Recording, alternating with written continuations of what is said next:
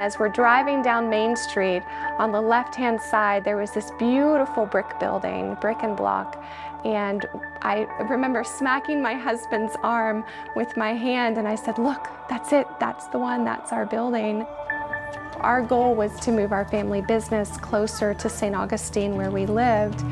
I knew right away that it was exactly what my heart was looking for. We are known as Florida's potato capital. We would ship 300-400 loads of potatoes out of here a day. Hastings was founded by Henry Flagler and his cousin, Thomas Horace Hastings, so that they could produce agricultural crops to supply Flagler's hotels in St. Augustine. We were the first area to produce potatoes in the springtime. The main street of Hastings, Florida was just booming. You had everything that you needed right here in our local town. Hastings was an incredibly thriving community, not just because of the agricultural, but it was also a transportation hub with the railroad and Old Dixie Highway going right through the center of town. I've often heard us referred to as Mayberry. Everybody knew everybody. I started school in one building and graduated from the same building. I grew up in the Hastings dry cleaners. I would deliver clothes to the farmers' homes. This building was the John Deere dealership, old farmer supply building. Where we're sitting right now was like a showroom. They would have tractors parked outside. Get a screw, a nut, or a blade or something that I needed for a lawnmower. But if it was on Main Street, I knew them.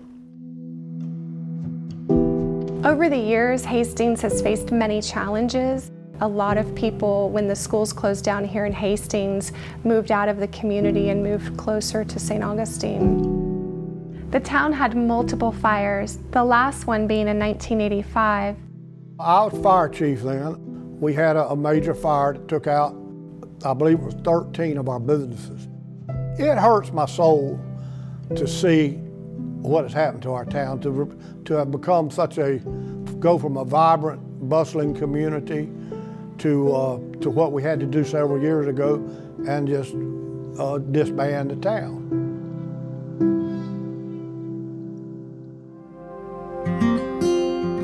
I think the opportunity for change is here. I'm living in change now. In the building that I'm being interviewed in, I can see the revitalization of this building, again, next to the building that I grew up in. We purchased our first building and began the renovation process. We have uncovered some incredible pieces of history. Inside the venue building, we have the Bacchus murals that are original murals from Beanie Bacchus. We've also uncovered some wonderful old signs and murals inside the old Firestone building, including the Firestone mural on the side. Fortunately, a lot of our old records were recovered and taken over for safekeeping by the county.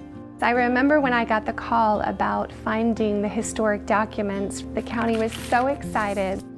Myself and a group of local business owners and community members decided to go after our Florida Main Street designation, and it really gave the community such a sense of pride again. We seem to really be making progress in ways that I didn't think would happen.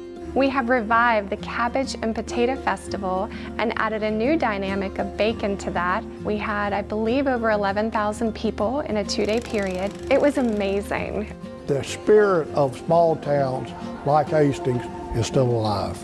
I'm sitting in the history, but there are things that can be added to our town that will add value to where I'm sitting. We're very much trying to create Hastings as a destination location. We try to work together and collaborate to make sure that every business that comes here is going to thrive. We're a community that wants change, wants growth. Come out and ride around and look at some of the farms.